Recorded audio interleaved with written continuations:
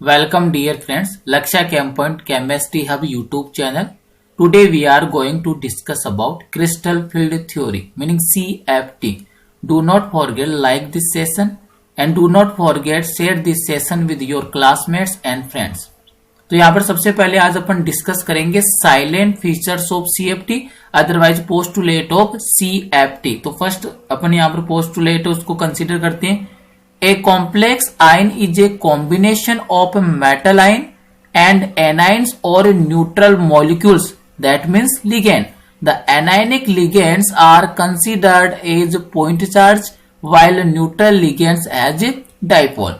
First जो postulate है वो आपको ये अंडरस्टैंड करवाता है CFT की कि जो भी कॉम्प्लेक्स है वो किसका कॉम्बिनेशन होता है. तो always keep it in mind. A complex ion is a combination of central metal atom and ligand. यहाँ पर जो लिगेंड है वो कैसा हो सकता है, अगर आपके पास जो लिगेंड है वो कैसा हो, अगर वो नेगेटिव चार्ज को कैरी कर रहा है तो अपन उसको कैसे कंसीडर करेंगे, एज ए पॉइंट चार्जेस. और वाइल जबकि आपके पास लिगेंड कैसा हो, न्यूट्रल हो, तो उस वाली कंडीशन में अपन लिगेंड को कंसीडर करेंगे as a dipole. Second point देखिए, there exist ion ion interaction in between metal and anionic ligands and ion dipole interaction in between the metal and neutral ligand.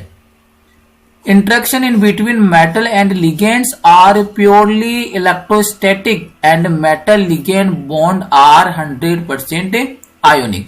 जब अपन ने बात की थी VBT की, तो VBT के अकॉर्डिंग जो यहाँ पर आपके सेंट्रल मेटल एटम और जो लिगेंड है उनके मिड में कौन से बॉन्ड का फॉर्मेशन होता था, कोऑर्डिनेट कोवलेंट बॉन्ड का. बट अगर अपन यहाँ पर बात करें किसकी, CFT की, तो यहाँ पर according to CFT there are electrostatic force of attraction in between the central metal atom and ligand. यहाँ पर CFT के अकॉर्डिंग अगर अपन यहाँ पर बात करें तो लिगेंड और सेंट्रल मेटल एटम इसके मिड में कौन सा फोर्स होता है, इलेक्ट्रोस्टैटिक फोर्स ऑफ अट्रैक्शन. जहां पर भी इलेक्ट्रोस्टैटिक फोर्स ऑफ अट्रैक्शन आ जाता है मीनिंग वहां पर बॉन्ड कौन सा फॉर्म होगा, आयोनिक बॉन्ड. तो ये ध्यान रखना आपको, CFT है वो कौन से बॉन्ड को कंसीडर करती है, लिगेंड और मेटल के मिड में आयोनिक बॉन्ड को. अब यहाँ पर दो वर्ड बोल दिए इसने. पहला वाला तो कौन सा है, आयन आयन इंटरेक्शन तो कब होगा, और सेकंड थिंग है आयन डाइपोल इंटरेक्शन कब होगा. क्लियर है. तो आइए इसको अंडरस्टैंड करती है. तो इसको अंडरस्टैंड करने के लिए आपको ये ध्यान रखना है कि जो भी आपका मेटल है, मेटल क्या करेगा, इलेक्ट्रॉन का डोनेशन करेगा, और इलेक्ट्रॉन का डोनेशन करके किसका फॉर्मेशन करता है, कैटायन का. सेकंड थिंग आती है आपके पास लिगेंड, क्योंकि कोऑर्डिनेशन केमिस्ट्री के अंदर किसके मिड में बॉन्ड बनता है, central metal atom and ligand. यहां पर अगर मान लीजिए लिगेंड कौन सा चार्ज कैरी कर रहा है, लिगेंड चार्ज कैरी कर रहा है नेगेटिव चार्ज. क्लियर है. तो पहली वाली अगर यहाँ पर अपन सिचुएशन देखें तो यहाँ पर मेटल पर पॉजिटिव चार्ज है, लिगेंड पर कैसा है, नेगेटिव चार्ज. मीनिंग ये पॉजिटिव नेगेटिव ऑपोजिट चार्जेस है. तो यहाँ पर कौन सा फोर्स वर्क करेगा, इलेक्ट्रोस्टैटिक फोर्स ऑफ अट्रैक्शन. और जब भी electrostatic force of attraction work करेगा तो इनके मिड में कौन से बॉन्ड का फॉर्मेशन हो जाएगा, आयोनिक बॉन्ड का फॉर्मेशन हो जाएगा. मीनिंग यहाँ पर जो बॉन्ड बनेगा किस टाइप का बॉन्ड होगा, वो होगा आपके आयोनिक बॉन्ड. क्लियर है. तो ये आपको ध्यान रखना कि जब भी आपके पास लिगेंड है उसके ऊपर एनायनिक लिगेंड है तो वहां पर कौन सा बॉन्ड बनेगा, आयोनिक बॉन्ड. और यहाँ पर इंटरेक्शन की बात करें तो मेटल पर पॉजिटिव चार्ज है मीनिंग ये भी आयन है, लिगेंड के ऊपर नेगेटिव चार्ज है तो मीनिंग ये भी क्या, आयन है. तो यहाँ पर जो आयोनिक बॉन्ड का फॉर्मेशन तो हो रहा है, लेकिन इंटरेक्शन किन किन के मिड में हो रहा है, यहाँ पर इंटरेक्शन है आयन एंड आयन के मिड में. क्लियर है. सेकंड बात बोलिए कि यहाँ पर अगर आपके पास लिगेंड कैसा हो, न्यूट्रल लिगेंड, तो इसको अंडरस्टैंड करते हैं. ये लीजिए मेरे पास सेंट्रल मेटल एटम है, इलेक्ट्रॉन का डोनेशन किया, कैटायन में कन्वर्ट हो गया. क्यों, क्योंकि जो सेंट्रल मेटल एटम है फिर मेटल की कैरेक्टरिस्टिक प्रॉपर्टी क्या होती है, donation of electron and form cation. Clear है. यहाँ पर अगर बात करें अपन लिगेंड, लिगेंड कैसा होना चाहिए, न्यूट्रल. तो अब की बार मैंने न्यूट्रल लिगेंड कंसिडर कर लिया H2O. आपको पता है कि H2O है उसको कोऑर्डिनेशन के अंदर कौन सा लिगेंड बोलते हैं, एक्वा लिगेंड. कौन सा लिगेंड है, एक्वा लिगेंड. और इस वाले एक्वा लिगेंड पर किसी भी टाइप का चार्ज नहीं है, मीनिंग ये लिगेंड कैसा, न्यूट्रल है. तो यहाँ पर देखो किस टाइप का इंटरेक्शन होगा, मेटल है ये तो किस में कन्वर्टेड है, कैटायन में कन्वर्टेड है. तो मीनिंग ये वाला इंटरेक्शन कौन सा जाएगा, आयन. अब यहाँ पर जब न्यूट्रल लिगेंड आता है तो आपको पता है कि oxygen is more electronegative than hydrogen. तो ऑक्सीजन के ऊपर तो कौन सा जाएगा, पार्शियल नेगेटिव चार्ज, और हाइड्रोजन पर कौन सा चार्ज जाएगा, पार्शियल पॉजिटिव चार्ज. तो यहाँ पर अगर आप यहाँ पर अभी इंटरेक्शन देखते हो कि यहाँ पर किस टाइप का इंटरेक्शन है, मेटल तो कैसा है आपका, कैटायन मीनिंग आयनिक फॉर्म में, और जो न्यूट्रल लिगेंड है वो क्या बन गया, डाइपोल. डाइपोल क्यों बोला है, क्योंकि यहाँ पर टू पोल का फॉर्मेशन हो गया, एक तो पॉजिटिव पोल हो गया, सेकंड वाला कौन सा आ गया, नेगेटिव पोल। नेगेटिव पोल कहां पर फॉर्म होगा, जिसकी इलेक्ट्रोनेगेटिविटी ग्रेटर देन है। तो यहां पर जो इंटरेक्शन का टाइप होगा, यहां पर भी आयनिक बॉन्ड तो होगा, लेकिन जो इंटरेक्शन का टाइप है वो कौन सा होगा, मेटल तो किस फॉर्म में, आयन की फॉर्म में, तो आयन हो गया। और जो न्यूट्रल लिगेंड है वहां पर किसका फॉर्मेशन हुआ, डाइपोल का, तो यहां पर जो इंटरेक्शन कौन सा होगा, आयन डाइपोल इंटरेक्शन। कौन सा इंटरेक्शन है, आयन डाइपोल इंटरेक्शन। तो ये थिंग क्लियर होनी चाहिए कि जब भी लिगेंड एनायनिक फॉर्म में तो आयन आयन इंटरेक्शन होगा, और जब भी लिगेंड आपके न्यूट्रल फॉर्म में तो वहां पर आयन डाइपोल इंटरेक्शन होगा। कौन से बॉन्ड का फॉर्मेशन होगा, आयोनिक बॉन्ड का फॉर्मेशन होगा। थर्ड अगर पोस्टुलेट की अगर अपन बात करें कि थर्ड पोस्टुलेट है वो क्या मेंशन करता है, when ligands approach central metal atom during bond formation they create non spherical electric field. और इस नॉन स्पेरिकल इलेक्ट्रिक फील्ड को अपन क्या बोलते हैं, क्रिस्टल फील्ड बोलते हैं। Due to this field 5 degenerate d orbitals loss their degeneracy and undergo splitting. लेकिन जब भी लिगेंड है वो सेंट्रल मेटल एटम की ओर अप्रोच करती है, किसके लिए, बॉन्ड के फॉर्मेशन के लिए, तो वहां पर जो भी आपके डी ऑर्बिटल्स है जो पहले कैसी हुआ करती थी, डीजनरेट। डीजनरेट ऑर्बिटल्स का मीनिंग क्या है, the orbitals having equal energy is known as degenerate orbitals. Meaning यहाँ पर आपके डी के अंदर कितने ऑर्बिटल्स होते हैं, 5d ऑर्बिटल, और 5d ऑर्बिटल्स की एनर्जी क्या इक्वल है, तो ये कौन से ऑर्बिटल हो गए, डीजनरेट डी ऑर्बिटल। लेकिन जैसे इनके कॉन्टेक्ट के अंदर लिगेंड आता है तो ये जो डीजनरेट ऑर्बिटल है ये अपनी डीजनरेसी को क्या कर देते हैं, लॉस कर देते हैं, और लूज करके क्या कर लेते हैं, आपके स्प्लिटिंग हो जाती है। जो डी ऑर्बिटल्स है उनकी क्या हो जाएगी, स्प्लिटिंग। नेक्स्ट वाली पोस्टुलेट देखिए, The d orbitals of metal containing electrons are split into two set having different energy। और यहाँ पर जो d orbitals है उनके कितने सेट के अंदर वो स्प्लिट हो जाता है, तो आपको ध्यान रखना है कितने सेट बन जाएंगे, 2 सेट। पहला सेट कौन सा है, T2g ऑर्बिटल, सेकंड वाला कौन सा हो गया, Eg ऑर्बिटल। क्लियर है। तो आपको ये ध्यान रखना है कि जो d के अंदर 5 ऑर्बिटल है, तो आपको एक बात यहाँ पर ध्यान रखनी है, एक तो एक्सियल ऑर्बिटल्स होते हैं, कौन से वाले, एक्सियल डी ऑर्बिटल। तो एक्सियल वाले कौन से होते हैं, d x square minus Y square, एक तो ये ऑर्बिटल होता है। सेकंड वाला कौन सा होता है, डी जेड स्क्वायर।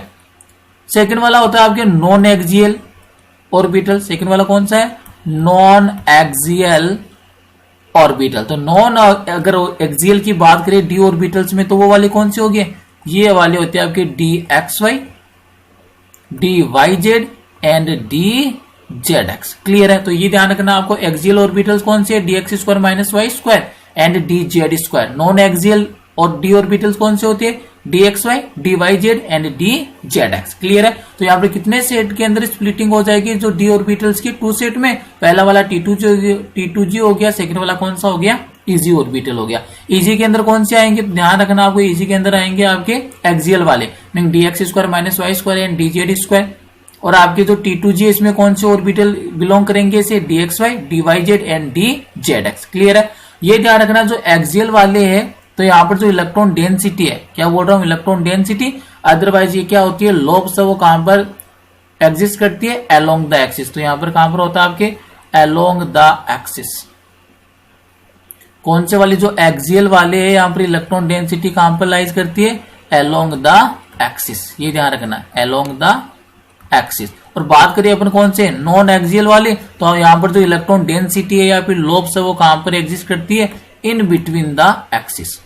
तो ये ध्यान रखना आपको, इंपॉर्टेंट बात है, इन बिटवीन द एक्सिस।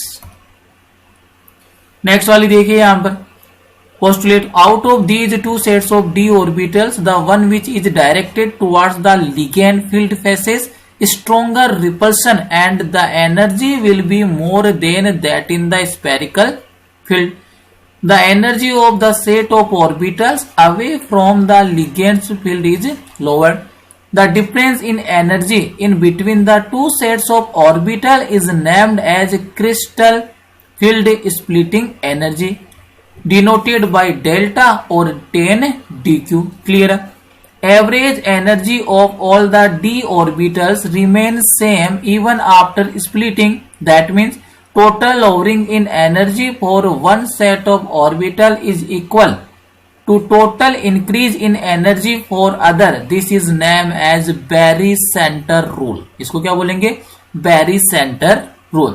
अभी अपन डी ऑर्बिटल्स की स्प्लिटिंग देखेंगे तो वहां पर ये जो पोस्टुलेट है आपकी बिल्कुल क्लियर हो जाएगी। नेक्स्ट वाली पोस्टुलेट देखिए, the magnitude of crystal splitting energy delta for a given complex depends on the following factor. जो स्प्लिटिंग है वो कौन कौन से फैक्टर पर डिपेंड करती है, तो यहाँ पर देखिए पहला फैक्टर कौन सा है, nature of ligand. The magnitude of crystal field splitting energy that means delta for a given complex depends on the following factor. यहाँ पर फर्स्ट फैक्टर कौन सा है, nature of ligand. Strong field ligands split the orbitals with large energy difference while weak field ligands produce small splitting. The series of ligands arranged in increasing order of field strength is named as spectrochemical series. Is named as spectrochemical series. तो यहाँ से देखो पहला question तो आपके ये बन जाता है, कई बार क्या करता है कि डेफिनेशन पूछ लेता है, what is the spectrochemical series. तो स्पेक्ट्रोकेमिकल सीरीज में जो लिगेंड है ना उनको उनके इंक्रीजिंग स्ट्रेंथ के ऑर्डर में क्या करते हैं अपन, अरेंज करते हैं। इसी को क्या बोलते हैं, स्पेक्ट्रोकेमिकल सीरीज। तो इसको कैसे डिफाइन करोगे स्पेक्ट्रोकेमिकल सीरीज को, the series of ligands arranged in the increasing order of field strength is known as spectrochemical series. Clear है। तो पहला तो ये डिपेंड कर रहा है नेचर ऑफ लिगेंड पर। जिस लिगेंड की जितनी ज्यादा बेसिसिटी होगी मीनिंग इलेक्ट्रॉन डोनेट करने की टेंडेंसी मैक्सिमम होगी, वो लिगेंड उतना ही क्या होता है, स्ट्रॉन्ग होता है। तो आपको ये ध्यान रखना है कि यहाँ पर सबसे स्ट्रॉन्ग लिगेंड कौन सा होगा, कार्बोनिल वाला। और वीक लिगेंड कौन से होते हैं, हेलोजन वाले, मीनिंग कौन सा हो गया, आयोडाइड वाला हो गया।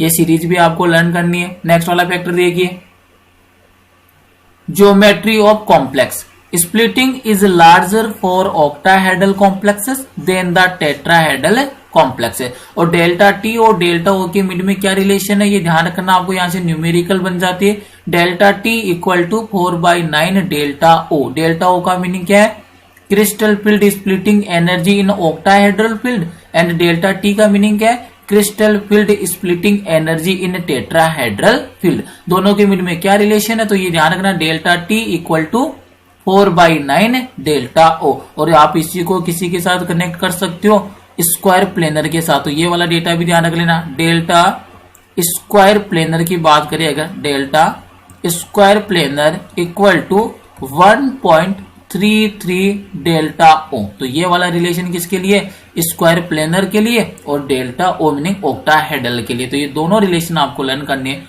तीसरा फैक्टर देखिए जो जहां पर डिपेंड करेगा crystal field splitting energy, charge on the metal. Splitting is greater in the higher oxidation state of the metal than in the lower oxidation state. Meaning central metal atom की जितना maximum oxidation state होगा तो वहां पर splitting भी क्या होगी, उतनी मैक्सिमम होगी। नेक्स्ट वाली पोस्टुलेट देखिए, spectra of complexes, colouration and preference of the particular geometry are determined by the magnitude of the delta. Meaning इस मैग्नीट्यूड ऑफ डेल्टा से आप क्या क्या कंसीडर, क्या क्या आप यहां से एक्सप्लेन कर सकते हो, ज्योमेट्री को एक्सप्लेन कर सकते हो, ज्योमेट्री का डिटर्मिनेशन कर सकते हो, कौन सा कॉम्प्लेक्स है, किस टाइप का कलर शो करेगा, इसको आप इजीली क्या कर सकते हो, डिटरमाइन कर सकते हो with the help of magnitude of delta meaning crystal field energy से। Total energy of all electrons of the central metal occupying different D orbitals after splitting is named as crystal field stabilisation energy. Clear है। तो यहाँ पर जो भी आपके to state का formation होगा तो वहां पर अपन इसको कैसे डिफाइन करेंगे, क्रिस्टल फील्ड स्टेबलाइजेशन एनर्जी से। मीनिंग किसी भी कॉम्प्लेक्स के लिए crystal field stabilisation energy meaning CFSE की वैल्यू जितनी ग्रेटर होगी वो वाला कॉम्प्लेक्स उतना ही क्या होता है, स्टेबल होता है। तो देखो यहाँ पर ये पॉइंट मेंशन कर दिया, greater the negative value of CFSE greater the stability of the complex. Mean किसी भी कॉम्प्लेक्स के लिए CFSE की वैल्यू जितनी मैक्सिमम होगी वो वाला कॉम्प्लेक्स उतना ही क्या होता है, स्टेबल होता है। और यहां से आपको ध्यान रखना है कोई भी कॉम्प्लेक्स हो उसके लिए जो CFSE की वैल्यू है वो कितनी हो सकती है, 0 हो सकती है।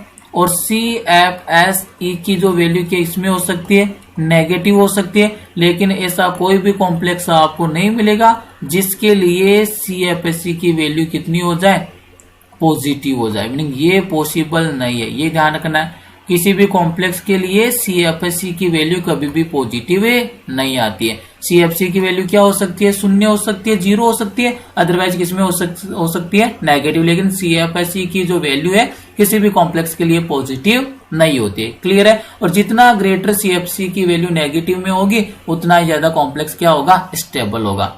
अब आइए इसको अप्लाई करते हैं, जो भी अपन ने पढ़ा इनके पोस्टुलेट उसको अंडरस्टैंड करते हैं। तो यहाँ पर देखिए अपन पहला पॉइंट है अपने पास क्या, splitting of d orbitals of central metal atom in octahedral field.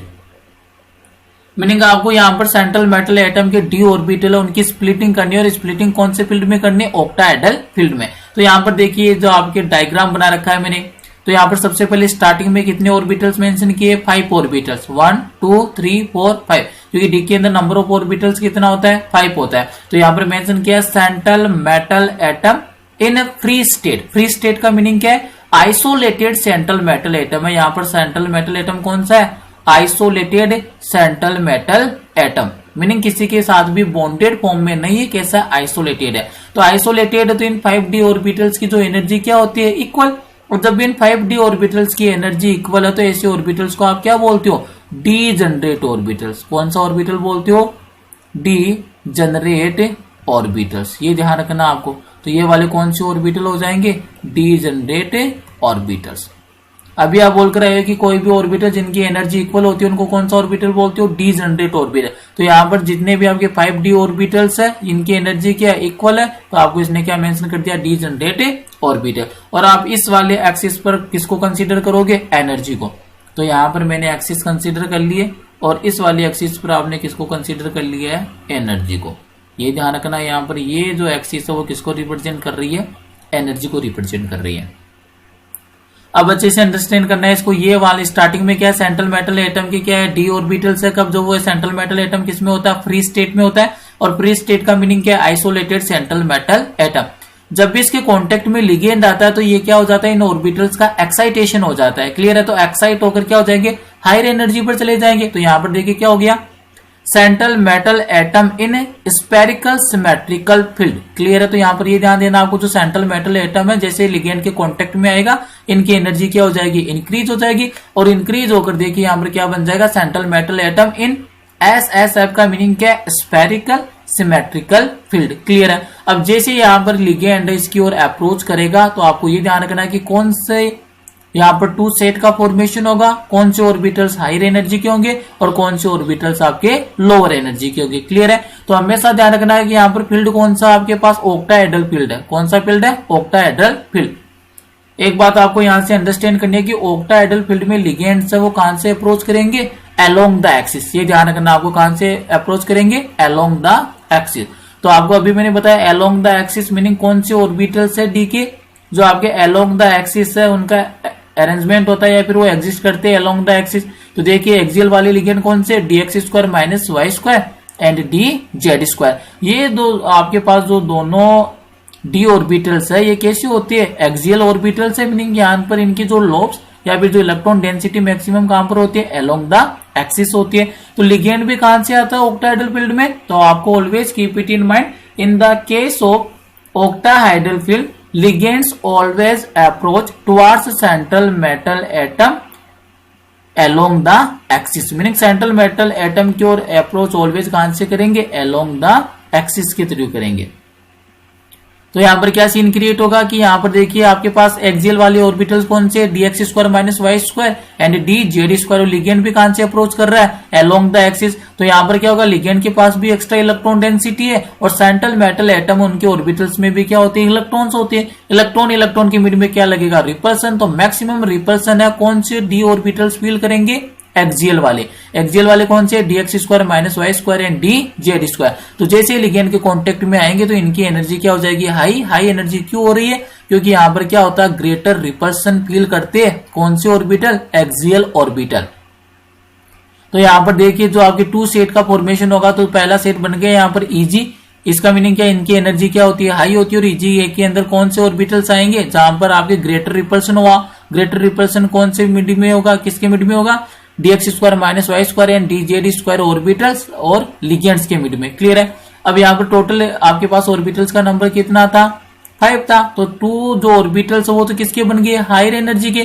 तो यहाँ पर जो रिमेनिंग जो 3 ऑर्बिटल्स है वो कौन से बन जाएंगे, लोअर एनर्जी के। लोअर एनर्जी वाले ऑर्बिटल को क्या बोलते हो आप, T2g ऑर्बिटल्स बोलते हो। और हायर एनर्जी के ऑर्बिटल्स को क्या बोलते हो आप, इजी ऑर्बिटल्स बोलते हो। क्लियर है। लोअर एनर्जी के ऑर्बिटल्स कौन से बनेंगे, नॉन एक्सियल वाले, और नॉन एक्सियल वाले ऑर्बिटल्स कौन से होती है, dxy, dyz एंड dzx। क्योंकि ऑक्टाहेड्रल फील्ड के अंदर जो लिगेंड अप्रोच कहां से करता है, अलोंग द एक्सिस, और ये जो आपके ऑर्बिटल्स है dxy, dyz एंड dzx ये कहां पर लाइज करती है, इन बिटवीन द एक्सिस, मीनिंग यहां पर जो रिपल्सन है वो क्या होगा, लेस होगा, और रिपल्सन लेस होगा तो इनकी एनर्जी भी क्या हो जाएगी, लोअर हो जाएगी।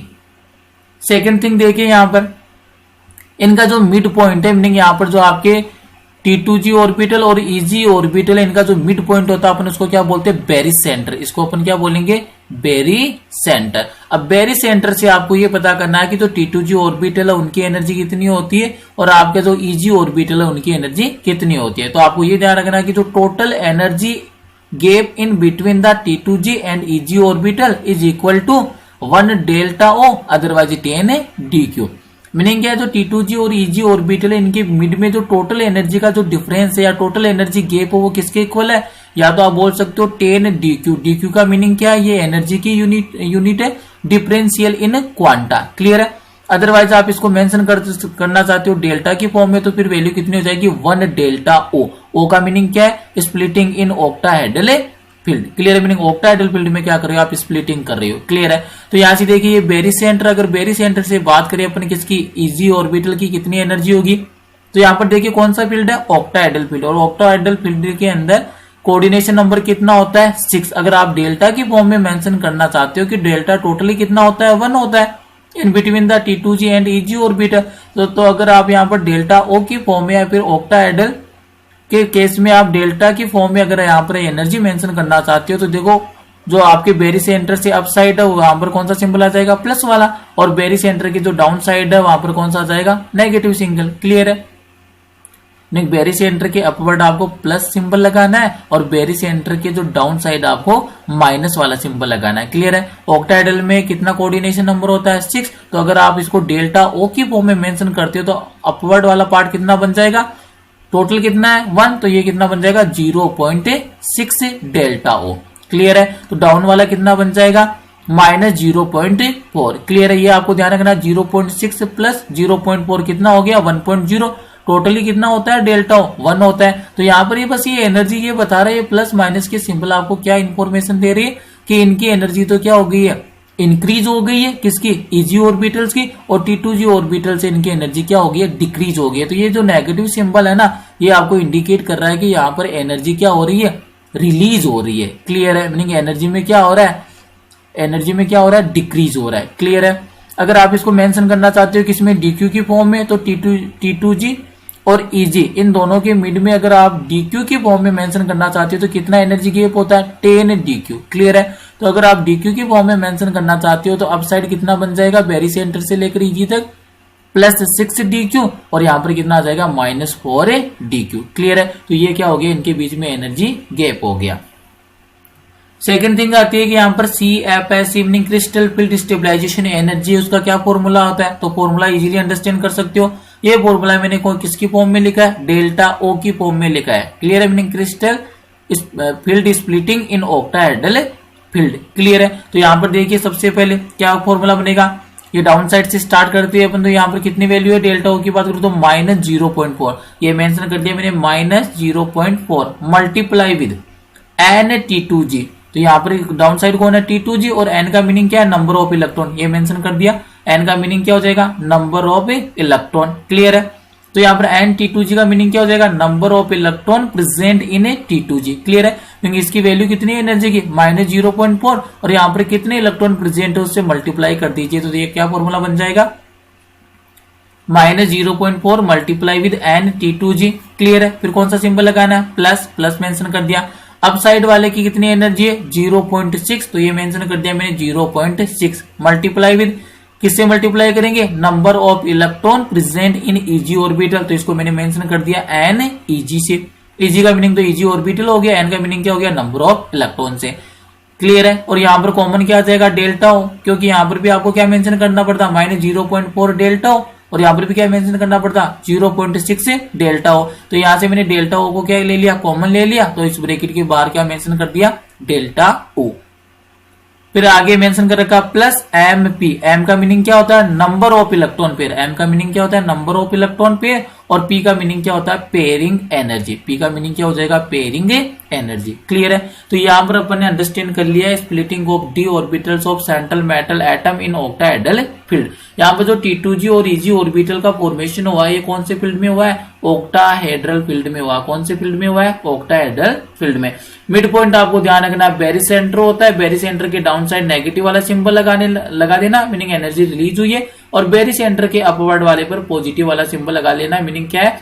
यहाँ पर हाईली रिपल्सन हुआ तो एनर्जी क्या हो गई है? इंक्रीज हो गई है।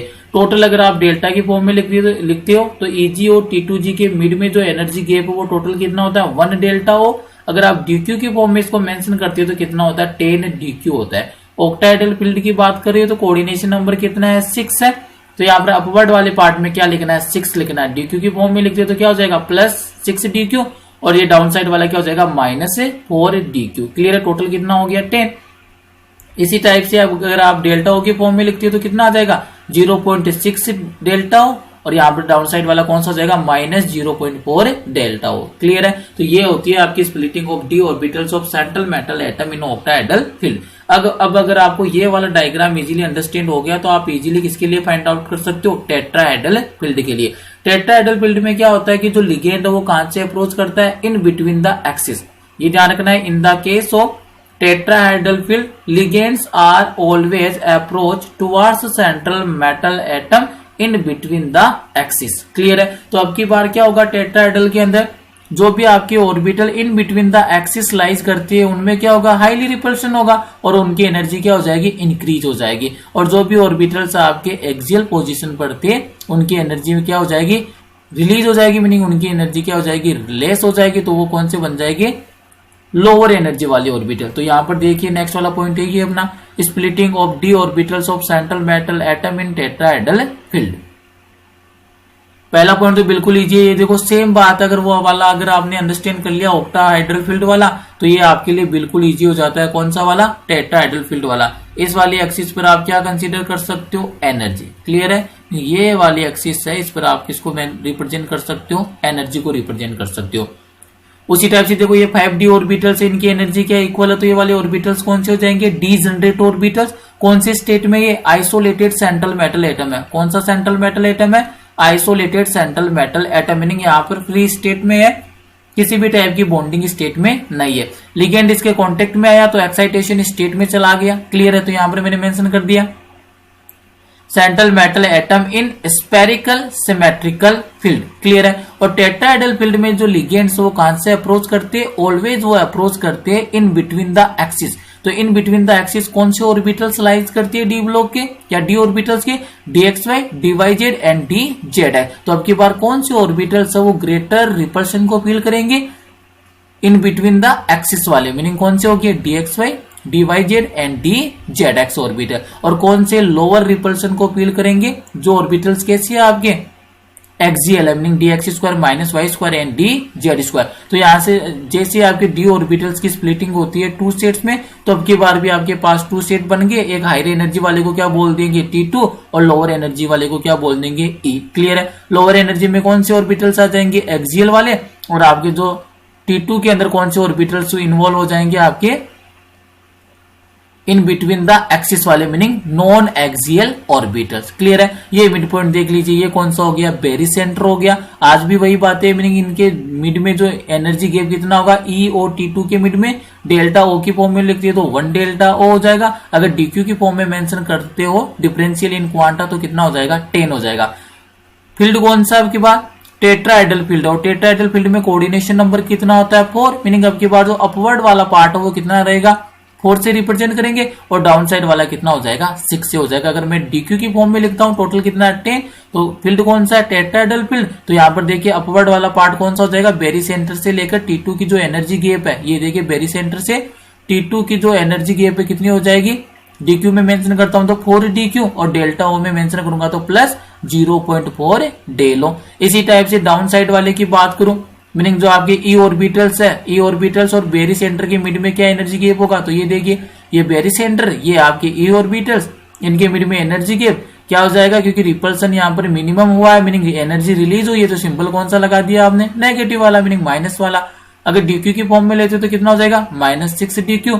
अदरवाइज आप डेल्टा ओ की डेल्टा टी की फॉर्म में अगर यहाँ पर रिप्रेजेंट करते हो तो कितना हो जाएगा, -0.6 डेल्टा टी। क्लियर है, यहाँ पर डेल्टा ओ नहीं आएगा, कौन सा आएगा, यहाँ पर डेल्टा टी आएगा, क्योंकि फील्ड कौन सा है, टेट्राहेड्रल फील्ड है। फील्ड कौन सा है यहाँ पर, टेट्राहेड्रल फील्ड है। क्लियर है, तो आपको इजीली पता चल गया। लोअर एनर्जी वाले अब की बार कितने ऑर्बिटल्स है, 2 ऑर्बिटल्स, जिनको क्या बोलते हैं, ई orbitals, dx² - y² and dz²। और अब की बार हायर एनर्जी के ऑर्बिटल्स कौन से, T2 वाले कौन से ऑर्बिटल्स है, dxy, dyz and dzx। Clear है, इनके मिड में एनर्जी के पास भी कितना है, 1 डे लो, अदरवाइज 10 dq। यहाँ पर अगर आप इस वाले कॉम्प्लेक्स के लिए, मीनिंग टेट्राहेड्रल कॉम्प्लेक्सेस के लिए CFSE की वैल्यू फाइंड आउट करते हो तो क्या हो जाएगा, डाउन साइड से स्टार्ट करो, कितना है, अगर मैं डेल्टा ओ की फॉर्म में ले रहा हूं तो कितना हो जाएगा आपके, डेल्टा टी की फॉर्म में ले रहा हूं तो कितना हो जाएगा, -0.6।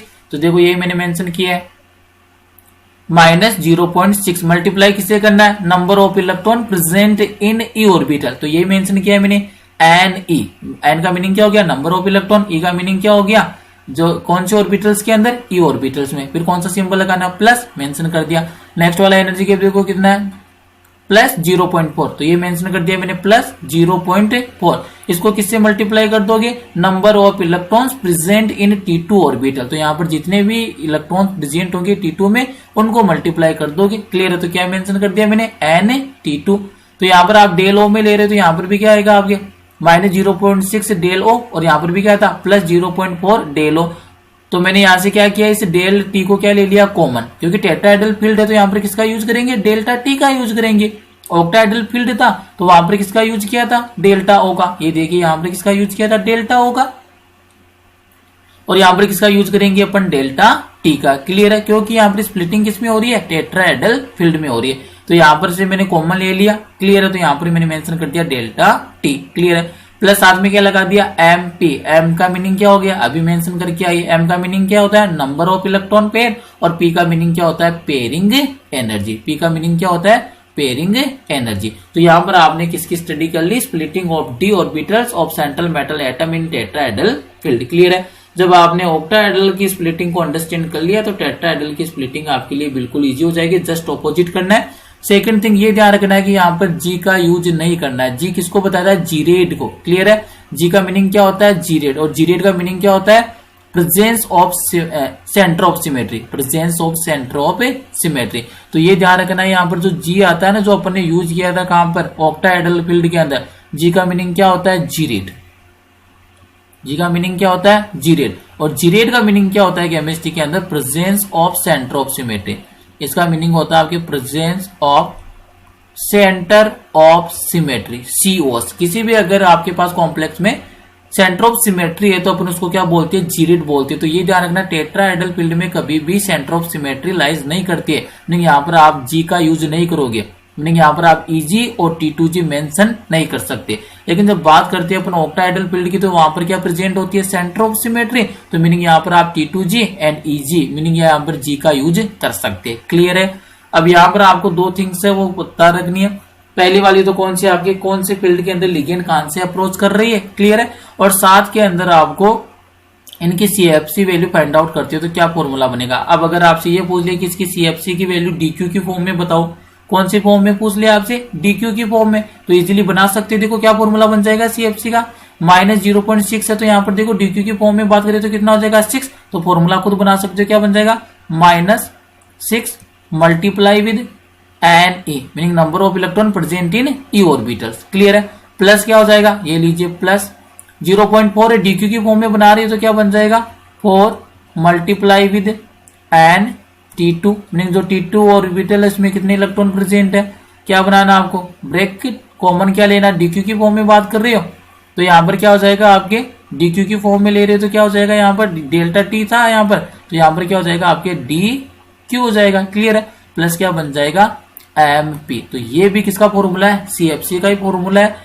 लेकिन यहाँ पर देखो चेंज क्या है, इसको मैंने मेंशन किया है किसकी फॉर्म में, DQ की फॉर्म में, और इसको मैंने मेंशन किया डेल्टा टी की फॉर्म में। क्लियर है, तो ये ध्यान रखना आपको, और कुछ चेंजेस नहीं आना, बस ये CFC का फॉर्मूला बन जाएगा इसी टाइप से। ऑक्टाहेड्रल फील्ड में कैसे बन जाएगा सीएफसी का फॉर्मूला, देखो दूसरा फॉर्मूला कैसे बन जाएगा सीएफसी का, ये मेंशन कर सकते हो।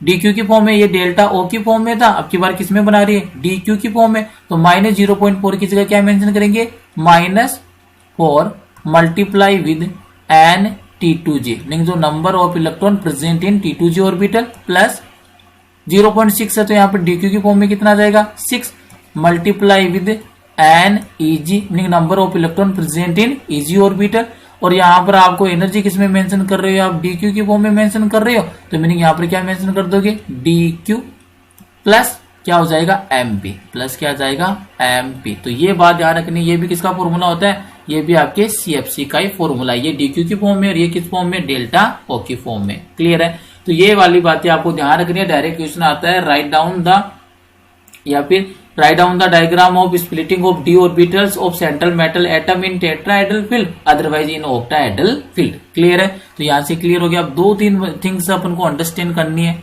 स्टेबिलिटी ऑफ कॉम्प्लेक्स है, उसको अंडरस्टैंड करने से पहले ये आपको ध्यान रखना है, यहाँ पर मैं शॉर्ट के अंदर मेंशन कर रहा हूँ कि जो लिगेंड्स है वो कहां से अप्रोच करेंगे। क्लियर है, तो आपको यहीं पर बता देता हूं मैं, एक्स्ट्रा इन्फॉर्मेशन है ये वाली, कि जब भी फील्ड कौन सा आपके पास ऑक्टाहेड्रल फील्ड हो, इसको डिफरेंट कलर से मेंशन करता हूं, आपको इजीली अंडरस्टैंड हो जाए। क्लियर है, तो यहाँ पर ये देखिए मैंने इसको मेंशन कर दिया। अगर बात किसकी करते हो आप ऑक्टाहेड्रल फील्ड की, तो यहाँ पर जो लिगेंड है वो कहां से आएंगे ये मेंशन कर देता हूं मैं।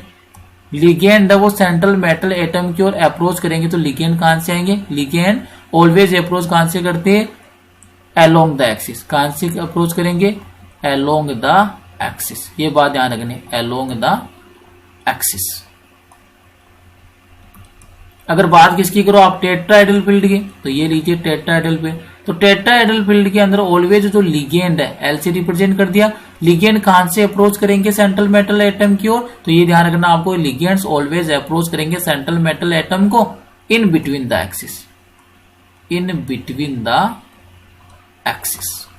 तो ये 2 थिंग्स क्लियर होनी चाहिए। ऑक्टाहेड्रल फील्ड में ऑलवेज अप्रोच करेंगे अलोंग द एक्सिस, मीनिंग जो आपके एक्सियल ऑर्बिटल्स है वो हायर एनर्जी के बन जाएंगे, और जब बात आती है टेट्राहेड्रल फील्ड की, तो वहां पर लिगेंड अप्रोच करती है आपके इन बिटवीन द एक्सिस, मीनिंग जो नॉन एक्सियल डी ऑर्बिटल्स है उनकी एनर्जी क्या हो जाएगी हाई हो जाएगी। क्लियर है, साथ में ये ध्यान रखना है कि जो टेट्राहेड्रल फील्ड में आपको जी का यूज नहीं करना है, क्योंकि टेट्राहेड्रल जो भी कॉम्प्लेक्स उसमें सेंटर ऑफ सिमेट्री क्या रहती है एब्सेंट रहती है, तो यहाँ पर आप ओनली E एंड T2 से क्या करेंगे मेंशन करेंगे।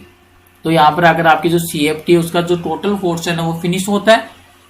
अब यहाँ पर अपने पास नया टॉपिक है स्टेबिलिटी ऑफ कॉम्प्लेक्सेस, मीनिंग अब अपन ये देखेंगे कि जो स्टेबिलिटी ऑफ कॉम्प्लेक्स है जो वो किस पर डिपेंड करता है, कौन कौन से ऐसे फैक्टर है जो कॉम्प्लेक्स की स्टेबिलिटी से डील करता है, मीनिंग अफेक्ट करता है, कब तो आपके कॉम्प्लेक्स की स्टेबिलिटी इंक्रीज होगी कब डिक्रीज होगी। तो इसको अंडरस्टैंड करने के लिए अपन एक नॉर्मल कॉम्प्लेक्स की बात करते हैं, ध्यान से सुनना। जैसे मैंने किसी भी कॉम्प्लेक्स को कंसीडर कर लिया, जैसे मेरे को इसका फॉर्मेशन करना ML फॉर कॉम्प्लेक्स का। क्लियर है, इस वाले कॉम्प्लेक्स का फॉर्मेशन करना, तो अगर अपन इसको देखिए ये वाले कॉम्प्लेक्स है वो किस टाइप से फॉर्म हुआ होगा, तो यहां पर देखिए सबसे पहली स्टेप ये आपका सेंट्रल मेटल एटम प्लस किससे अटैच होगा लिगेंड से, और ये किस में कन्वर्ट हो गया आपके ML में कन्वर्ट हो गया, इसमें कन्वर्ट हो गया ML में। इसके लिए जो आपका स्टेप वाइज कांस्टेंट है, कौन सा कांस्टेंट की बात कर रहा हूं, स्टेप वाइज स्टेबिलिटी कांस्टेंट, इसको मैंने मेंशन कर दिया K1 से। क्लियर है, सेकंड वाली स्टेप में देखो ये वाला ML, ये रहा ML प्लस वापिस से किससे अटैच हो रहा है लिगेंड से, और अब की बार ये किस में कन्वर्ट हो गया आपके ML2 में कन्वर्ट हो गया। इसके लिए जो आपके पास स्टेप वाइज स्टेबिलिटी कांस्टेंट उसको मैंने किससे रिप्रेजेंट कर दिया K2 से। थर्ड स्टेप में क्या होगा ML2 प्लस लिगेंड, तो यहाँ पर ML2 से जब भी लिगेंड अटैच होगा तो ये किस में कन्वर्ट हो जाएगा ML3 में कन्वर्ट हो गया। और इसके लिए जो स्टेप वाइज स्टेबिलिटी कांस्टेंट है कौन सा मेंशन कर दिया मैंने K3। लास्ट वाला देखिए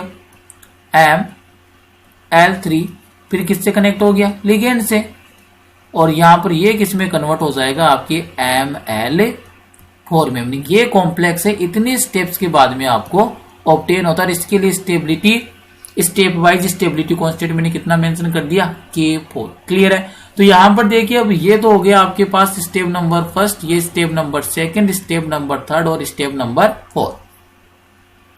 अब मान लीजिए अगर मेरे को इस वाले कॉम्प्लेक्स को टोटल को फॉर्म करना है तो कैसे कर सकता हूं टोटल कॉम्प्लेक्स को फॉर्म, ध्यान से देखना। एक तो मेरे पास सेंट्रल मेटल एटम है, तो ये मैंने मेंशन कर दिया सेंट्रल मेटल एटम। कितने लिगेंड को अटैच करना है 4 को, तो ये मैंने कितने लिगेंड मेंशन कर दिए 4 लिगेंड। तो यहाँ पर किसका फॉर्मेशन हो जाएगा आपके, यहाँ पर फॉर्मेशन हो जाएगा डायरेक्टली ML4 कॉम्प्लेक्स का। कौन से कॉम्प्लेक्स का फॉर्मेशन हो जाएगा, ML4 कॉम्प्लेक्स का। क्लियर है। और इसको अपन बोल सकते हैं बीटा 4, इसको अपन क्या बोल देंगे बीटा 4। बीटा 4 क्यों बोल रहा हूं, क्योंकि ये कौन सा स्टेबिलिटी कांस्टेंट है, ओवरऑल ये वाला कौन सा ओवरऑल स्टेबिलिटी कांस्टेंट। क्योंकि 4 स्टेप में था, अब अपन ने इसको एक स्टेप में कंप्लीट कर लिया, तो इसको क्या बोलेंगे ओवरऑल स्टेबिलिटी कांस्टेंट। क्लियर है। अब यहां से इनकी वैल्यू देखिए, जैसे आपको ये पूछ लिया कि K1 की क्या वैल्यू होगी, किसकी K1 की। तो बात करते हैं अगर अपन K1 की, तो आपने इक्विलिब्रियम वाले चैप्टर में सीख रखा होगा क्या, concentration of product divide by concentration of reactant. तो ये वाला प्रोडक्ट है, अगर K1 की बात कर रहा है स्पेशली स्टेबलाइज स्टेबिलिटी कांस्टेंट है कौन सा K1, तो इसकी वैल्यू क्या हो जाएगी कंसंट्रेशन ऑफ प्रोडक्ट कौन है यहाँ पर आपके पास Ml, और रिएक्टेंट कौन है मेटल एंड लिगेंड। तो इसका फॉर्मूला क्या बन जाएगा कंसंट्रेशन ऑफ प्रोडक्ट। तो ये वाला स्क्वायर ब्रैकेट है वो किसको रिप्रेजेंट कर रहा है कंसंट्रेशन को, तो concentration of product divide by concentration of reactant. Reactant कौन है, एक तो आपके पास सेंट्रल मेटल एटम है और सेकंड वाला कौन सा है लिगेंड है। तो ये किसकी वैल्यू आ जाएगी K1 की। इसी टाइप से आप इसकी वैल्यू फाइंड आउट करते हो K4 की, तो K4 की वैल्यू क्या बन जाएगी K4 equal to concentration of product कौन सा है ML4। तो ये आपको मेंशन करना पड़ेगा concentration of product meaning ML4 divide by concentration of reactant, कौन कौन से रिएक्टेंट है ML3 एंड सेकंड वाला रिएक्टेंट कौन सा हो गया लिगेंड। तो ये हो गया लिगेंड। क्लियर है। अगर आपको बात करें किसकी बीटा 4 की, इसको ध्यान से अंडरस्टैंड करना। बीटा 4 क्या होता है ओवरऑल स्टेबिलिटी कांस्टेंट। बीटा 4 को अगर आपको फाइंड आउट करना है तो कैसे फाइंड आउट कर लोगे, कंसंट्रेशन ऑफ प्रोडक्ट क्या है कंसंट्रेशन ऑफ प्रोडक्ट ML4 है यहाँ पर प्रोडक्ट, तो ये हो गया आपके ML4 divide by concentration of reactant. तो कंसंट्रेशन ऑफ रिएक्टेंट की बात करें तो एक रिएक्टेंट तो कौन सा है central metal atom and second reactant कौन सा है 4 लिगेंड। तो यहाँ पर ये मैंने मेंशन कर दिया कितने लिगेंड है 4 लिगेंड। ये आपने सीख रखा होगा कि जब भी स्टोइकियोमेट्रिक कोएफिशिएंट आता तो उसको क्या बना देते हो पावर बना देते हो। तो क्या है यहाँ पर 4, तो यहाँ पर मैंने क्या मेंशन कर दिया पावर बना दी लिगेंड की कितनी 4। तो ये तो होता है आपके कौन सा ओवरऑल स्टेबिलिटी कांस्टेंट। और यहाँ पर आपने स्टेप के अंदर इसका फॉर्मेशन किया K1 K2 K3 K4, ये क्या होती है आपके step wise stability constant. Clear है। अब इनके बीच में रिलेशन क्या होता है वो बड़ा इंपॉर्टेंट है, क्योंकि रिलेशन ही आता है एग्जाम के अंदर। न्यूमेरिकल अगर यहाँ से अप्रोच बनाता तो ये रिलेशन आपको आना चाहिए। रिलेशन क्या बनता है ये देखिए कि आपके डायरेक्ट क्वेश्चन पूछ सकता है what is the relationship in between the overall stability constant and step wise stability constant. तो यहाँ पर अगर आप रिलेशनशिप की बात करें तो देखो क्या बनेगा बीटा 4 इक्वल टू कितने स्टेप्स में हुआ 4 स्टेप्स में, यहाँ पर क्या बन जाएगा K1 multiply with K2 multiply with K3 multiply with K4, ये रिलेशन बनेगा। ये ध्यान रखना overall stability constant and step wise stability जो कांस्टेंट होता है उनके मिड में ये रिलेशन होता है। बीटा 4 की बात की तो क्या बन जाएगा कितने स्टेप्स में कंप्लीट हुआ है 4 स्टेप में, तो इनको सबको मल्टीप्लाई कर दो K1 multiply with K2 multiply with K3 multiply with K4। इनका जो प्रोडक्ट आता है उसी को अपन क्या बोलते हैं बीटा 4 मीनिंग इसको क्या बोलते हैं ओवरऑल स्टेबिलिटी कांस्टेंट। ये भी ध्यान रखना यहाँ पर जो बीटा है वो किसको रिप्रेजेंट कर रहा है, तो ये मेंशन कर देता हूं मैं। यहाँ पर आपका जो बीटा है वो रिप्रेजेंट कर रहा है किसको overall stability constant, overall stability constant. Second thing जो K की बात करें क्लियर है, तो K क्या हो जाएगा यहाँ पर K हो जाएगा आपकी स्टेप वाइज स्टेबिलिटी कांस्टेंट। तो इसको भी मेंशन कर देते हैं। ये लीजिए तो यहाँ पर जो K है इसका मीनिंग क्या है step wise stability constant, step wise stability constant. तो ये आपको 2 थिंग्स है वो ध्यान रखनी है। एक तो आपके पास जो स्टेप वाइज स्टेबिलिटी कांस्टेंट क्या होता है एंड ओवरऑल स्टेबिलिटी कांस्टेंट क्या होता है। ओवरऑल स्टेबिलिटी कांस्टेंट का अगर आपके पास स्टेप वाइज स्टेबिलिटी कांस्टेंट से रिलेशन पूछे तो ये वाला रिलेशन आपको ध्यान रखना है कि जो भी आपका ओवरऑल स्टेबिलिटी कांस्टेंट है वो किसके इक्वल होता है, जितने भी आपके पास स्टेप वाइज स्टेबिलिटी कांस्टेंट है उनको क्या कर दीजिए, मल्टीप्लाई कर दीजिए। तो ये देखिए ये वाला रिलेशन हो जाएगा। इसी टाइप से अगर आपको K3 की वैल्यू पूछी तो K3 की वैल्यू क्या हो जाएगी, concentration of Ml3 divide by concentration of Ml2 and concentration of L। Clear है, mean concentration of product divide by concentration of reactant। तो ये क्या होता है, स्टेबिलिटी ऑफ ए कॉम्प्लेक्स होता है। यहाँ पर टू थिंग्स क्लियर होनी चाहिए, ओवरऑल स्टेबिलिटी कांस्टेंट क्या है और साथ में आपकी स्टेप वाइज स्टेबिलिटी कांस्टेंट क्या है। जितना मैक्सिमम वैल्यू होगी स्टेप वाइज स्टेबिलिटी कांस्टेंट की तो वो वाला जो कॉम्प्लेक्स उतना है क्या होगा, स्टेबलाइज करेगा। जिसके लिए ओवरऑल स्टेबिलिटी कांस्टेंट की वैल्यू जितनी मैक्सिमम आएगी वो वाला कॉम्प्लेक्स उतना ही क्या होता है, स्टेबल होता है। अब आइए देखते हैं कुछ एग्जाम्पल्स, जो स्टेबिलिटी ऑफ कॉम्प्लेक्स है वो किस पर डिपेंड करती है। तो पहला पॉइंट देखिए यहाँ पर हेडिंग है क्या, factor affecting the stability of the coordination complexes. Meaning जो कोऑर्डिनेशन कॉम्प्लेक्सेस है उनको उनकी स्टेबिलिटी को कौन कौन से फैक्टर है जो क्या करते हैं, अफेक्ट करते हैं। तो फैक्टर नंबर फर्स्ट की बात करेंगे। फैक्टर नंबर फर्स्ट कौन सा है, nature of metal ion and ligand. Clear है, तो यहाँ पर आपको ये एक ही बात ध्यान रखनी है कि स्टेबिलिटी ऑफ कॉम्प्लेक्स है, स्टेबिलिटी ऑफ कॉम्प्लेक्स, एसओसी का मीनिंग क्या है, stability of complex is directly proportional to oxidation state of central metal atom. ये बात आपको ध्यान रखनी है, सेंट्रल मेटल एटम की ऑक्सीडेशन स्टेट की वैल्यू जितनी ग्रेटर देन होगी उतना ही क्या होगा, स्टेबिलिटी ऑफ कॉम्प्लेक्स उतना ही मैक्सिमम होगा।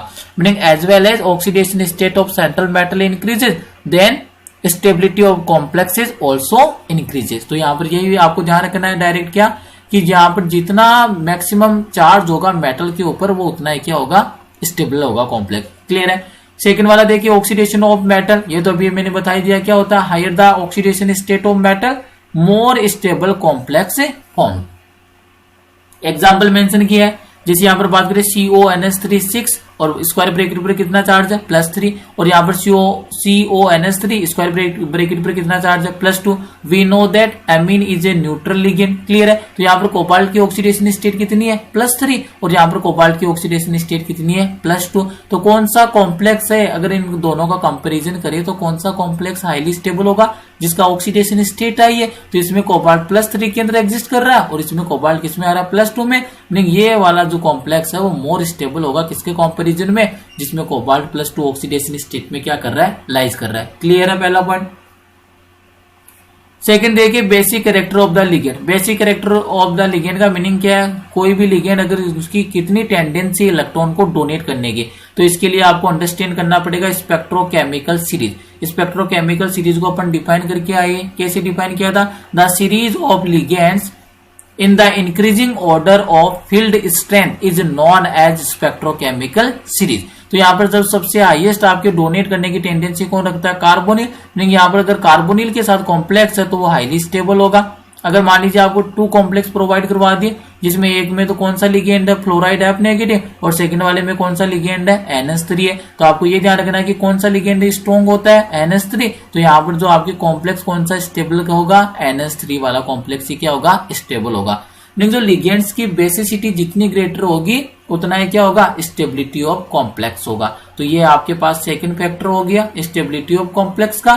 तो यहाँ पर आप मेंशन कर सकते हो क्या, stability of complex, stability of complex is directly proportional to basicity of ligand, is directly proportional to basicity of a ligand. तो ये ध्यान रखना है, लिगेंड की बेसिसिटी की क्या होता है, डायरेक्टली प्रोपोर्शनल होता है। मीनिंग जितना स्ट्रॉन्ग लिगेंड होगा उतना क्या होगा, स्टेबिलिटी ऑफ कॉम्प्लेक्स होगा। नेक्स्ट वाला देखिए, नेक्स्ट वाला कौन सा फैक्टर है, चिलेशन। चिलेशन का मीनिंग ही क्या होता है, रिंग फॉर्मेशन। क्लियर है, chelating ligands form more stable complexes than monodentate ligand. ये बात तो आपको पहले से क्लियर है कि जो भी आपके पास चिलेटिंग लिगेंड होता है या फिर चिलेटिंग जो लिगेंड होता है वो कैसा होता है, पॉलीडेंटेड होता है। मीनिंग उसमें मोर देन 1 डोनर एटम होते हैं। क्लियर है, तो यहाँ पर देखो पहली बात तो क्या हो, जो मोनोडेंटेड लिगेंड है इनकी कंपैरिजन में जो चिलेटिंग लिगेंड है उनकी स्टेबिलिटी क्या होती है, ग्रेटर होती है। Greater the chelation more stable the complex. Meaning chelation जितना ग्रेटर होगा उस वाले कॉम्प्लेक्स की स्टेबिलिटी उतनी क्या होगी, ग्रेटर होगी। जैसे यहाँ पर आपको 3 एग्जाम्पल है वो मेंशन कर रखिए, ध्यान से देखना, इन एग्जाम्पल को कंसीडर कीजिए। पहले वाले कॉम्प्लेक्स के अंदर लिगेंड कौन सा है, अमीन है, क्लियर है, मीनिंग मोनोडेंटेड है, मीनिंग चिलेशन नहीं होगा।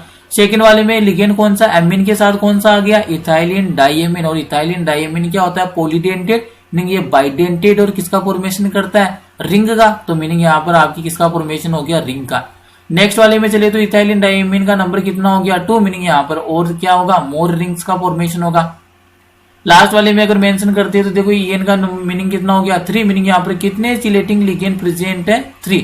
यहाँ पर कितने चिलेटिंग लिगेंड थे, 2, और यहाँ पर कितने चिलेटिंग या चिलेटिंग लिगेंड थे, 1, और यहाँ पर कोई भी चिलेटिंग लिगेंड नहीं था। अभी आप बोलकर आए हो क्या, greater the chelation more stable the complex. तो सबसे ज्यादा चिलेशन कहां पर होगा, जहां पर इथाइलिन डाइमीन की वैल्यू मैक्सिमम है, तो यहाँ पर 3 है, इस वाले कॉम्प्लेक्स में 2 है, इस वाले कॉम्प्लेक्स में 1 है, और यहाँ पर चिलेटिंग लिगेंड क्या है, एब्सेंट है। तो अगर आपको यहाँ से पूछे स्टेबिलिटी ऑफ कॉम्प्लेक्स तो क्या हो जाएगा, stability of complex is directly proportional to chelating ligand, number of chelating ligand. तो यहाँ पर सबसे मैक्सिमम स्टेबल कौन सा होगा, क्रोमियम En3 और स्क्वायर ब्रैकेट पर +3 वाला। क्यों, क्योंकि यहाँ पर चिलेटिंग लिगेंड कितने प्रेजेंट है, 3। इस वाले कॉम्प्लेक्स में 2 है, इस वाले कॉम्प्लेक्स में 1 है, और इस वाले कॉम्प्लेक्स में कोई भी चिलेटिंग लिगेंड नहीं है। तो ये आपको कुल मिलाकर ध्यान रखना है, ऐसे कौन कौन से फैक्टर है जो आपके कोऑर्डिनेशन कॉम्प्लेक्स की स्टेबिलिटी को अफेक्ट करती है। तो ऑक्सीडेशन स्टेट के क्या होता है, डायरेक्टली प्रोपोर्शनल होती है स्टेबिलिटी।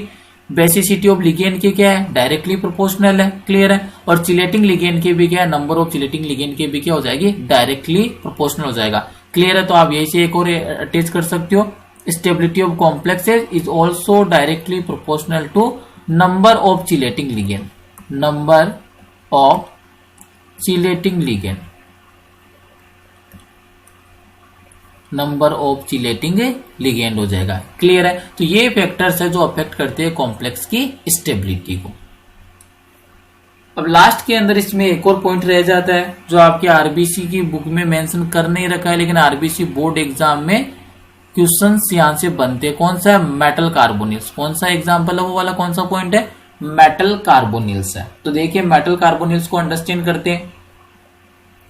यहाँ पर फर्स्ट थिंग तो आपकी क्लियर होनी चाहिए कि मेटल कार्बोनिल्स में सेंट्रल मेटल एटम के साथ जो लिगेंड किसका यूज करेंगे, कार्बोनिल। और कार्बोनिल लिगेंड का मीनिंग क्या होता है, CO। इस वाले लिगेंड को क्या बोलते हो आप, कार्बोनिल लिगेंड बोलते हो। तो एक बार इसको डिफाइन करते हैं किस टाइप से, यहाँ पर एक बार स्ट्रक्चर को अंडरस्टैंड कीजिए। तो ये देखिए कार्बोनिल लिगेंड है, CO कौन सा लिगेंड हो गया, कार्बोनिल लिगेंड।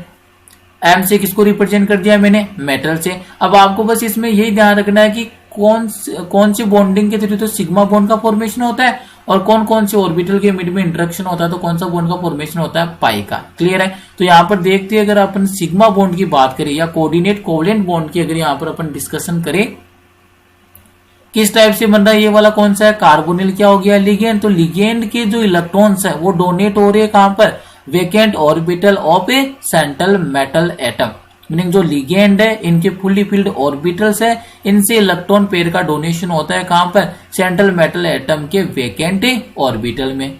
सेकेंड थिंग आती है कि पाई बॉन्ड का फॉर्मेशन कैसे होता है। तो पाई बॉन्ड के लिए जो मेटल के इनर ऑर्बिटल है उनमें क्या प्रेजेंट होते हैं, इलेक्ट्रॉन। तो सेंट्रल मेटल एटम के इनर ऑर्बिटल के इलेक्ट्रॉन का डोनेशन कहां पर होता है, कार्बोनिल के पाई एंटी बॉन्डिंग ऑर्बिटल्स में। कौन से ऑर्बिटल्स में, पाई एंटी बॉन्डिंग ऑर्बिटल्स में। तो सिग्मा बॉन्ड का फॉर्मेशन तो होगा कार्बोनिल के फुली फिल्ड ऑर्बिटल से सेंट्रल मेटल एटम के वैकेंट ऑर्बिटल में, और पाई बॉन्ड का फॉर्मेशन कहां से होगा, जो सेंट्रल मेटल एटम के इनर ऑर्बिटल से इलेक्ट्रॉन का डोनेशन कहां पर होगा, pi anti bonding orbitals of carbonyl, clear है। तो यहां पर एक इंपॉर्टेंट थिंग आती है, ये वाला जो फिनोमेना आता है सिनर्जिक बॉन्डिंग। कौन सा आता है, सिनर्जिक बॉन्डिंग। इसका मीनिंग क्या है, यहां पर सिग्मा बॉन्ड की स्ट्रेंथ इंक्रीज होगी तो पाई बॉन्ड की स्ट्रेंथ भी इंक्रीज होगी। सिग्मा बॉन्ड की अगर मान लीजिए स्ट्रेंथ क्या हो रही है, डिक्रीज हो रही है, तो पाई बॉन्ड की स्ट्रेंथ भी क्या होगी, डिक्रीज होगी। इसी को आप क्या बोलते हो, सिनर्जिक बॉन्डिंग।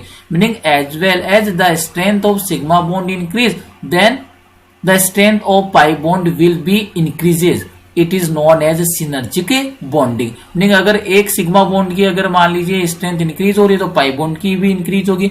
पाई बॉन्ड की स्ट्रेंथ अगर मान लीजिए डिक्रीज हो रही है तो फिर सिग्मा बॉन्ड की स्ट्रेंथ भी क्या होती है, डिक्रीज होती है, क्लियर है। इसी टाइप की बॉन्डिंग को कौन सी बॉन्डिंग बोलती है, सिनर्जिक बॉन्डिंग। अब आइए इसकी लैंग्वेज को अंडरस्टैंड करते हैं। The metal carbon bond in metal carbonyls possess both S and P character.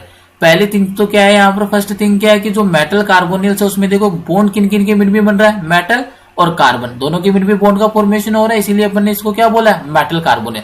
The metal carbon bond in metal carbonyls possess both S and P character. दोनों के अंदर कौन से कैरेक्टर होते हैं, एस कैरेक्टर भी होता है और पी कैरेक्टर भी होता है। नेक्स्ट पॉइंट देखिए, the metal carbon sigma bond. अब ये बता रहा है कि जो मेटल और कार्बन के बीच में सिग्मा बॉन्ड का फॉर्मेशन कैसे होता है। तो the metal carbon sigma bond is formed by the donation of lone pair of electrons on the carbonyl carbon. ये देखिए कार्बोनिल का कार्बन था और इसके पास क्या extra lone pair of electron, इनका क्या होगा, डोनेशन होगा। कहां पर होगा, into A vacant orbital of the central metal atom. यहां पर मीनिंग क्या है, जो भी आपके पास कार्बोनिल के पास जो एक्स्ट्रा इलेक्ट्रॉन पेयर है उनका डोनेशन सेंट्रल मेटल एटम के वेकेंट ऑर्बिटल में होता है और इसके थ्रू कौन से बॉन्ड का फॉर्मेशन हो जाता है, सिग्मा बॉन्ड का फॉर्मेशन हो गया। नेक्स्ट थिंग क्या पढ़ेंगे, पाई बॉन्ड का फॉर्मेशन कैसे होता है।